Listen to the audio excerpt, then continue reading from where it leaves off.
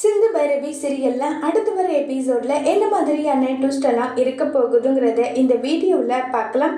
சுல்லான் கிட்ட அவங்க அம்மா வந்து சுல்லா எனக்காக நீ ஒரு விஷயம் செய்வியன்னு சொல்லிட்டு கேட்குறாங்க. என்னம்மா ஏமா இப்படியெல்லாம் கேட்குற? கண்டிப்பாக உனக்காக நான் எது ஒன்றுமே செய்வேன். நீ ஏன் இப்படி பேசுகிற சொல்லுமான்னு சொல்லிட்டு கேட்குறாங்க. இங்கே பாருடா, சிந்து வந்து உனக்கு எப்படிப்பட்ட ஃப்ரெண்டுன்னு எனக்கு நல்லா தெரியும். சிந்து செய்கிற ஒவ்வொரு விஷயமும் உனக்கு தெரியாமல் இருக்க வாய்ப்பே கிடையாது. அவள் சின்னதாக ஒரு விஷயம் செஞ்சாலும் அவள் உனக்காக அதை சொல்லிட்டு தான் செய்வாள். அப்படி இருக்கும்போது சிவாவுக்கும் சிந்துவுக்கும் எப்படி கல்யாணம் நடந்ததுன்றது உனக்கும் நல்லா தெரியும். நீ வந்து சிவாவோட லைஃப்பை காப்பாற்றணும்னா நீ எனக்காக ஒரே ஒரு விஷயம் செய்யணும், எனக்காக செய்வியான்னு சொல்லிட்டு கேட்குறாங்க. பாவண்டா, இப்போ நான் முன்னாடி உயிரோடு இருக்கேன்னா அதுக்கு முழுக்க முழுக்க காரணம் ஸ்னேகா டாக்டர் தான். அவங்க வாழ்க்கையை வந்து சிவா கிட்ட ஒப்படைக்கணும்னா நீங்கள் வந்து என்ன நடந்ததோ அதை அன்னபூரணி கிட்ட சொல்லணும். எனக்காக சொல்லுடா சொல்லான்னு சொல்லிட்டு கேட்குறாங்க.